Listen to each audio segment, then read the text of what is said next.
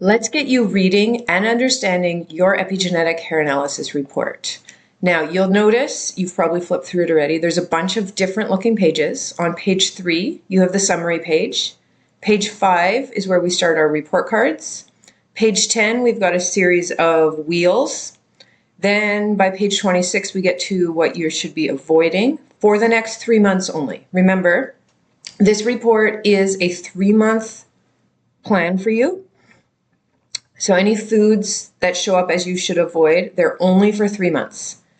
Same with your nutrient lists, your prioritized stuff. Again, this is your 3-month or 90-day plan.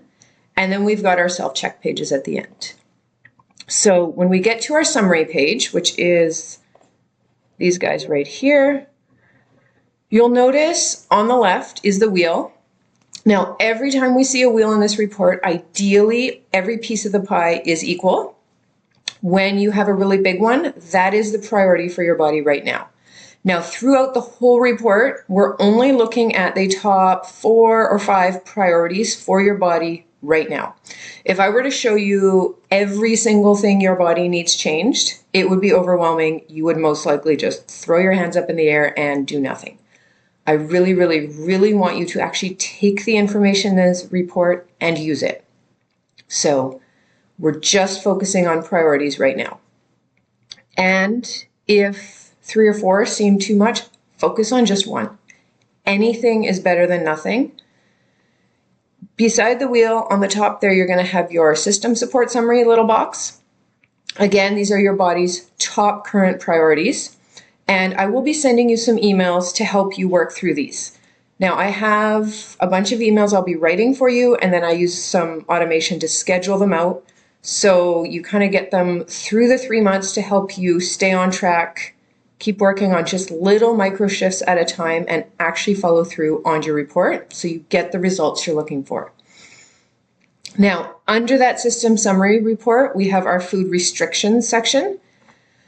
These are just for the next 3 months, remember that. And these foods basically are taking more energy from your body right now than they're giving you. And they're also just annoying your body right now. Think of them as kind of Christmas songs. When they first come on in winter, we're like, oh, sweet, jingle bells. After a little while, we're like, shut that off now. Your body's doing the same thing with these foods.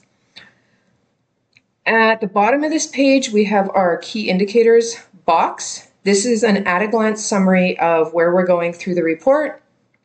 Think of it kind of like your table of contents. After each section of what your body wants you to prioritize right now, there's going to be page numbers to flip through to get more information.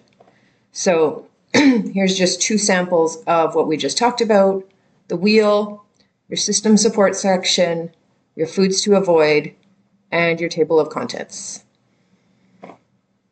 Now, the report cards, we have 3 of them for your immune, your gut, and your cardiovascular system. Now, our cardiovascular circulatory, the thing with this one is it's also basically an indicator of how well your liver is functioning. Because if your liver isn't really doing a great job getting all the toxins out of your blood gets, we'll just say, kind of sludgy.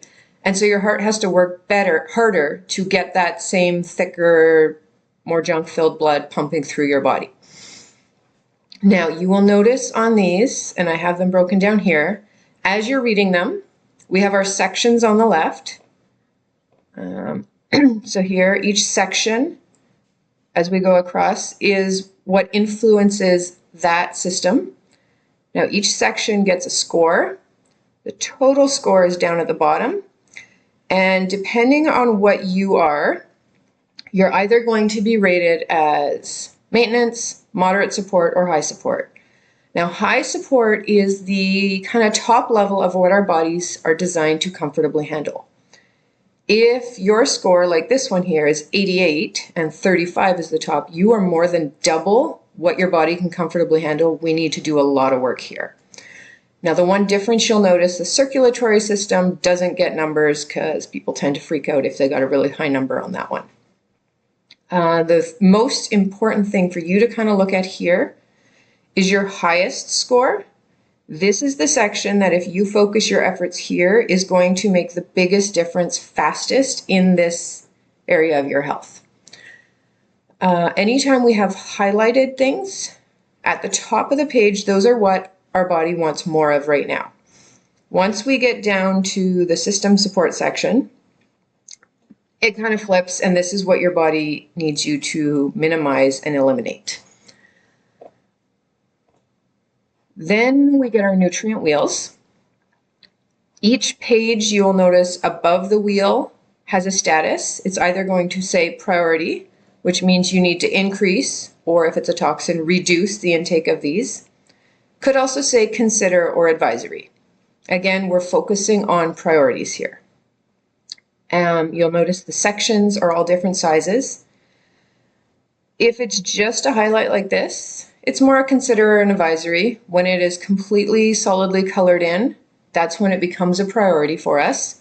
And if you see one that's like a tiny little sliver, there's a good chance you are supplementing that nutrient right now and your body doesn't really need more of it. You might even be over supplementing. So most likely, unless your doctor has told you to be taking this, now would be a good time to pause on those. It can also sometimes suggest that your body is having trouble absorbing this nutrient or using it. So we also want to watch these slivers in follow-ups. Now we get to our foods and additives to avoid lists. You're going to see the food restriction page first. Again, these are not allergies. These are just foods that your body is basically annoyed with right now. You want to eliminate them for the next 3 months. Now, if you see some on here that are going to be really, really hard for you to avoid, I encourage you to make a plan for that right now. Because I guarantee in a few weeks, when you're busy, and if you haven't planned some other, say, milk for in your coffee or tea, you're just going to default back to the original. We also have food additives to avoid. Now, they're called food additives, but they're not just in food. They put them in food, they put them in cleaners, they put them in hair and beauty and skincare products. So you're going to want to look at each of these and see where in your life you're getting exposed to them and eliminate them as much as possible. Now, I didn't include it on here, but page, let me check here.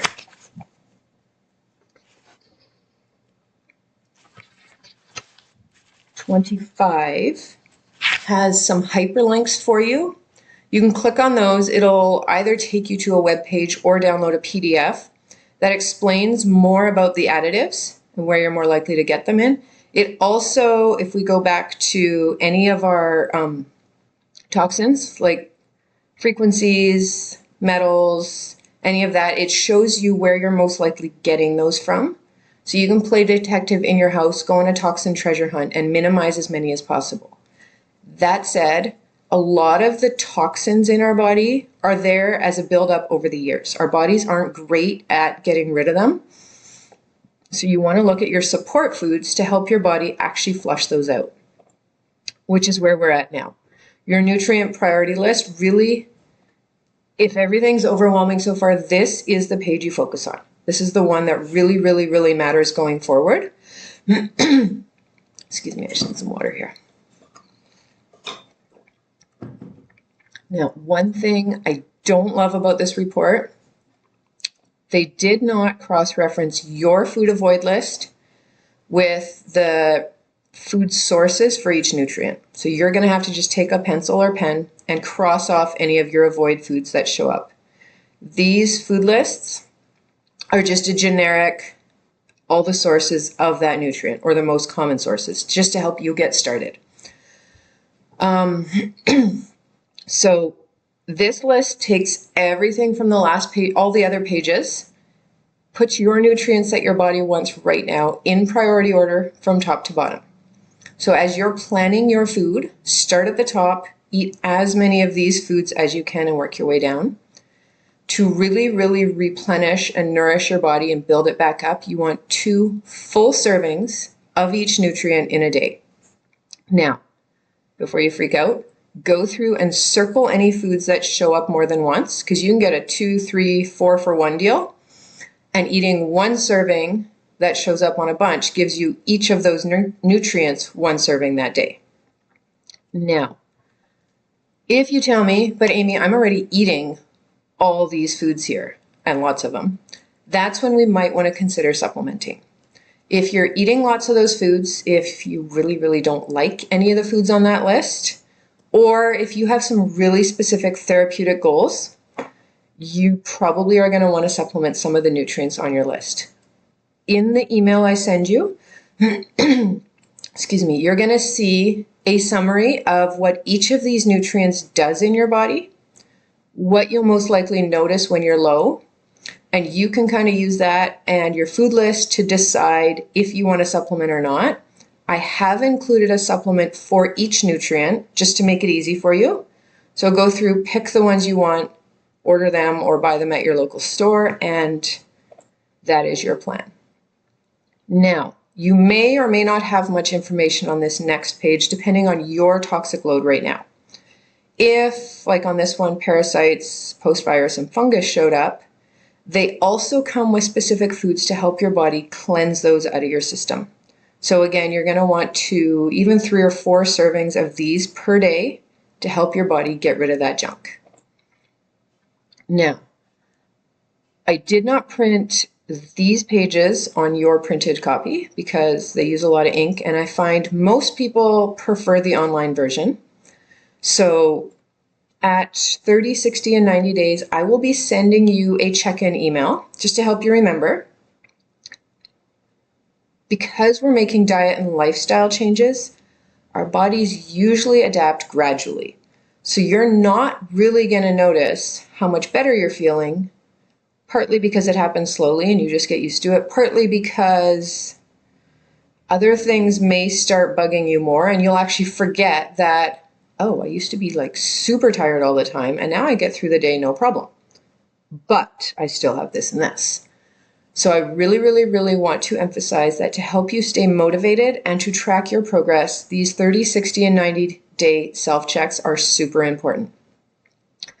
You'll get the email. You can do it on my website. I have a printer-friendly form that if you prefer pen and ink, or in the email copy of your report, you can print out the pages there.